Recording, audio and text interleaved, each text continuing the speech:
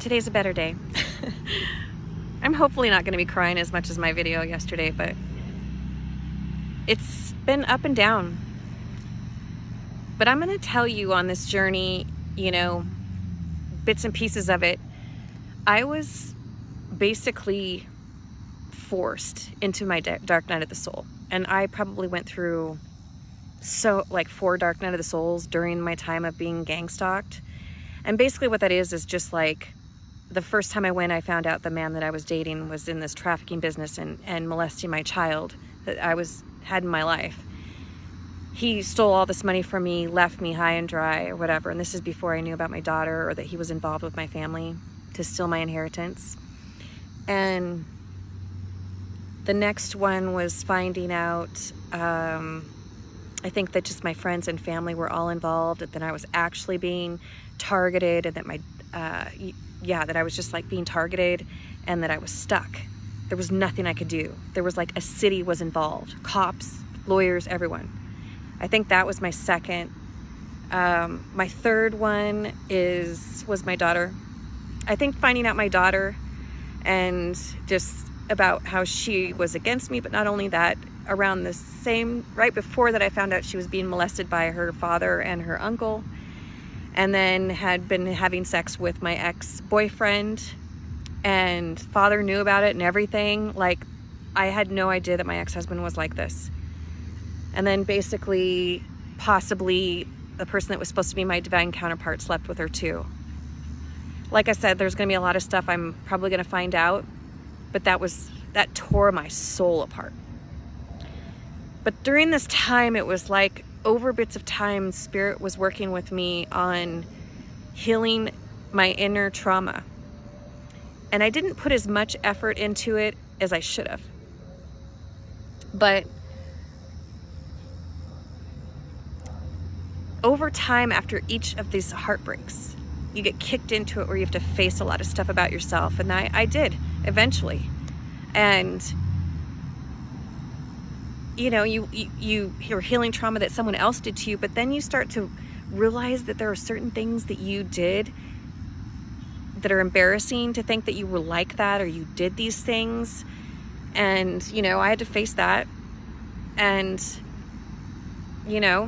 get off my high horse and realize that I was somewhat a hypocrite at times, where I'm criticizing people for acting, or pretending to be someone that they're not, and there was a lot of stuff I was learning about myself. So you learn those triggers and everything, but as you do, I'm not gonna lie, like, I didn't really understand why I needed to, especially if I was never gonna get out of this gang stalk situation. But if that, finding out about my daughter and what happened to her, and then finding out that she was alienated from me so bad that she did crimes against me, literally, like, I would have unalived myself. And I'm not even kidding you. Like, running around town looking for someone to help me because she's being trafficked, and then realizing that she's in on it and that she likes having sex with older men. I don't know if she does. I just assumed if she's working with them, then she's okay with it. Like, just knowing that and how that would trigger finding out that she's molested, and that would be a trigger because I've been molested as a child. So I was surprised that, like, I didn't unalive myself. I've thought about it. I thought about it for sure. Mostly just that, and the fact that I didn't think I can get out of here, on top of having to be faced with this, and just how evil, because these people wanted me to know that this was being done to her, because they wanted me to kill myself. They wanted me dead. And so she was thinking, oh, I'm a part of this group and they all like me and are attracted to me and doing this to me. But instead they're doing witchcraft on her and making her do these crimes so they don't get the karma. And then on top of it, they wanted me to find out about it because they were like, this will really get her. This is how sick this cult was. Disgusting. And it still kills me, but like I still punch her through, And I'm hearing from my guides that there's going to be probably another couple things that are going to pop up. And I don't know what it is, but it's going to be an eye-opener to me. And it's going to hurt, but it's a test. And so I'm just waiting. I'm so tired. I'm just tired of being sad. I'm tired of being betrayed. I'm tired of finding out about, like, what else did they do, you know? I'm hearing just that it got sick. I'm hearing, like, they got my daughter to go to orgies, that she possibly has AIDS or an incurable STD, like, just doing witchcraft on her to keep her from coming to me. And I can't go near her because the court said it, because the judge was involved. So basically, if I even drive over there and just stand on the sidewalk and just say, can I please talk to her, he'll call the police, and the police are involved. So then they'll probably arrest me and all say that, like, I, you know, was so erratic that they were scared. Like, this is what my ex-husband is doing while he's spending money that he stole from me to live off me, and telling all of these people that he made rumors up about me, that he's been trying to help me when he's actually put me in this situation. You know, and I just have faith that justice is coming. It's coming. I have faith that, you know, really that I was put into the situation and to do my shadow work, or I never would have done it. I would have continued to date these type of people, or to let these type of people in my life. And losing my daughter was a big lesson, because I wouldn't listen. Just know, like, that I learned, and you should too, is if you don't do the work, the universe, the lessons they give you can brutalize you. Because this is past life stuff that keeps happening and happening. And a lot of times too, if you don't heed to the warnings, you don't heed to the signs that the universe or God or whoever you believe in is giving you, you will get a lesson like that, where you will lose your child.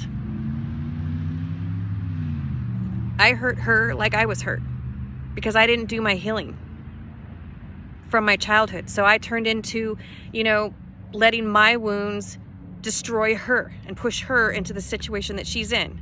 And I mean, I don't take full blame for all of it, obviously, if my husband and her uncle were molesting her, but just not noticing.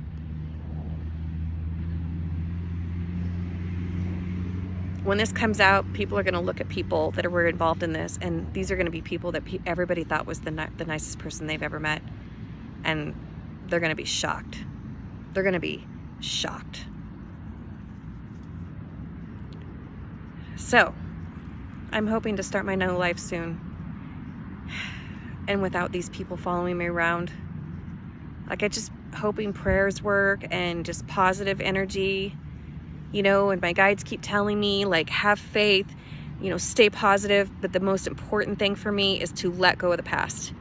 They said, because if I keep holding on to that past, A, they won't get their karma, and the justice won't come, and plus it holds me, and they don't want me to get the karma, right? And so karma won't happen until you literally let go, that you just have faith that everything was meant to be, and that whatever was meant to happen, it will happen, and it may hurt, but you know, this was something that you needed to do, and you didn't do it. And it got to this point. So I'm hoping, because I'm really trying to do more shadow work, big time, more probably than I ever have, because I don't want more tests that are going to hurt me, you know. We're always going to get tests, but when you use your discernment and you use your gut instincts, you know, you can avoid this shit. I'm like a true believer in that. So I just I hope that she makes it through this, you know, and I hope that she doesn't pass away. I hope that she doesn't go down the streets and ends up being unrecoverable. I hope that one day she wakes up. But I'm going to say this, it's the hardest thing possible to ever do when you want to help someone, or you want to tell them how much you're sorry, and no one will let you near her. I hope that she sees my TikTok channel. But I know that I'm going to hear some really bad things that she has done. And sadly, it was done under manipulation and witchcraft. And I'm hoping there isn't like an unaliving that she's done. I'm hearing bad things, and I would just die if she had to go to prison because she was under, manipulation and witchcraft, So I'm going to find that out, and it's going to break my heart. I'm even thinking she might have put poison in my food. Maybe hired hitmen, paid for them. I don't know. We just have to look at them as these are actors in our play, this Earth game that we signed up to play, and that when you can look at it like that, and that you're not only learning the lessons from them, they're learning from you, So, anyway, I guess we'll see how this turns out.